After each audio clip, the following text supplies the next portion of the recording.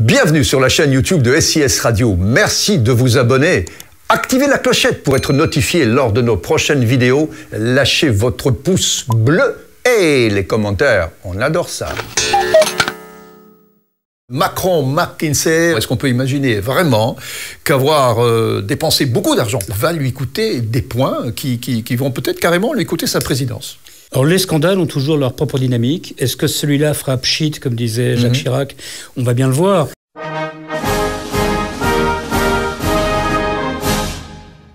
Claude Moniquet, on s'amuse à faire un jeu de mots ces derniers jours qui vaut ce qu'il vaut, mais bon, Macron, McKinsey, c'est vraiment très facile, et certains prédisent que cette ce voisinage entre l'institut de consulting, on peut l'appeler comme ça, de consulting américain, oui. McKinsey et le président Macron va lui coûter des plumes. Alors, à quelques jours du premier tour, est-ce qu'on peut imaginer vraiment qu'avoir dépensé beaucoup d'argent, on parle d'1 milliard d'euros dans ce cabinet de consulting, va lui coûter des points qui vont peut-être carrément lui coûter sa présidence? Je n'ai pas l'impression qu'on puisse aller jusque-là.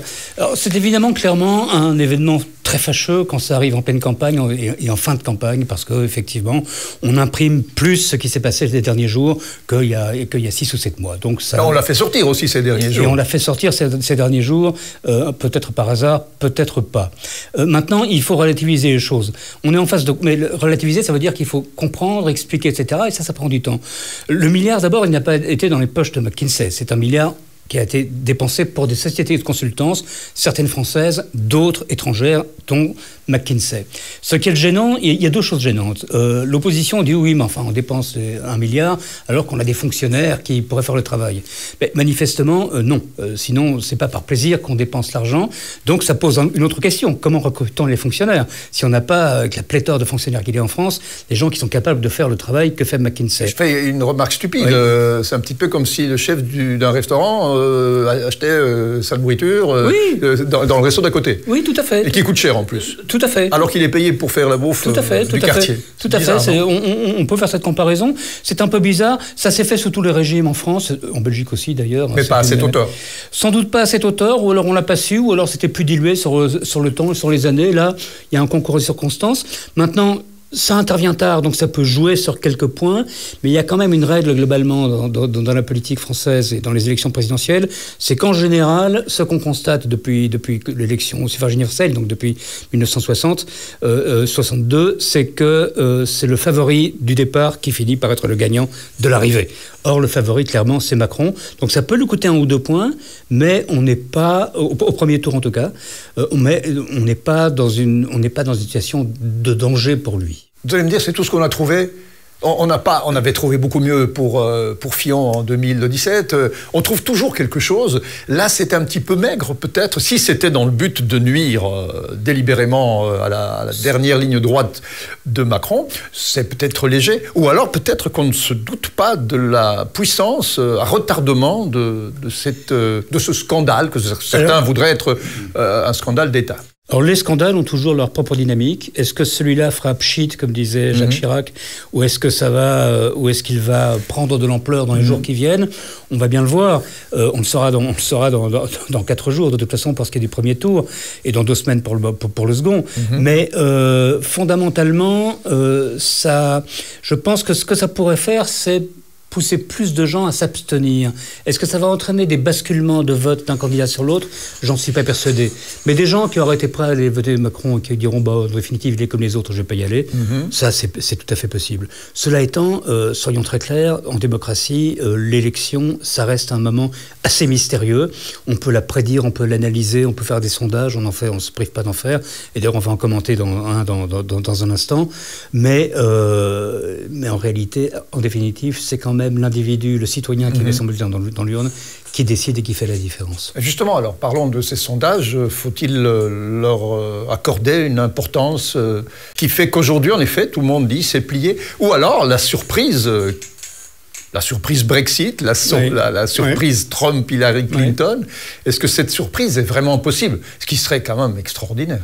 On est dans une campagne que tout le monde a dit être une non-campagne, une campagne assez terne, sans relief, pas très intéressante, ce qui est assez vrai, puisqu'on partait du principe que globalement les choses étaient faites.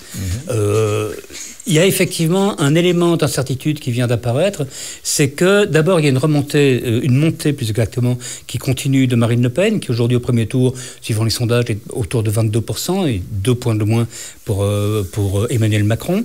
Donc ça se resserre, mais surtout pour les autres ça bouge pas. Ils sont tous au niveau... Mélenchon, qui est en train de globaliser le vote utile de la gauche. Oui, mais enfin il reste quand même... Parce que si tous ceux qui voulaient voter à gauche votent finalement Mélenchon en se disant de toute façon le reste ne sert pas à grand-chose. Oui, mais de là la dégringolade probablement d'Hidalgo aussi, qui se retrouve au ras des pâquerettes. Ah, Hidalgo est à 2% ou en dessous, le reste ne compte pas vraiment. Parce que le report des voix, justement, ne pourrait pas créer la dernière surprise? Non, je ne pense pas que l'électorat, que les 2 malheureux pourcents qui restent... Vous vous engagez, là, attention. Hein. Tout à fait. Mais les 2% qui restent, je ne parle pas des autres, qui ont disparu, mais les 2% de socialistes, plutôt de Français qui sont prêts à voter socialiste, jusqu'au bout, pour la candidate Hidalgo, qui effectivement n'est pas enthousiasmante, sans être méchant pour elle, je les vois assez mal se reporter sur Mélenchon. Donc non, je pense que c'est relativement plié pour les autres. La surprise, ça pourrait être au second tour, puisqu'au second tour, ce qu'on nous dit maintenant dans les derniers sondages, c'est que Marine Le Pen serait à 47% et Emmanuel Macron à 53%. Et là, ça veut dire qu'on est quasiment dans la marge d'erreur. Énorme marge d'erreur quand même. Énorme marge d'erreur, mais la marge d'erreur est de 4 à 5% en général sur ce genre de sondage. Ouais. Donc là, ça veut dire qu'on est à la limite du moment où les sondeurs vous disent ça devrait se passer comme ça, mais en fait, j'en sais rien, on verra le soir du second tour. Il suffit que Marine Le Pen gagne 3 points.